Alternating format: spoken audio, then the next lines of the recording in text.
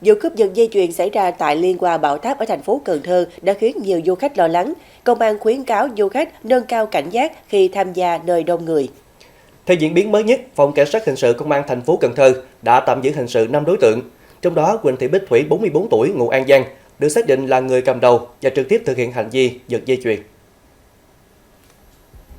Theo cơ quan công an, nhóm này hoạt động có tổ chức, phân công nhiệm vụ cụ thể. Một số đối tượng tạo cảnh chen lấn xô đẩy trong đám đông để đánh lạc hướng, trong khi đồng bọn ám sát từ phía sau giật dây chuyền và móc túi của du khách. Sau khi chiếm đoạt tài sản, chúng nhanh chóng truyền cho người khác trong nhóm để tẩu tán, gây khó khăn cho việc phát hiện và bắt giữ. Qua điều tra, cơ quan chức năng xác định nhóm này có hơn 20 người, thường di chuyển từ tỉnh khác đến các địa điểm du lịch cộng đông người để thực hiện hành vi cướp giật. Hiện Công an thành phố Cần Thơ đang tiếp tục mở rộng điều tra, truy xét những đối tượng còn lại để xử lý theo quy định pháp luật.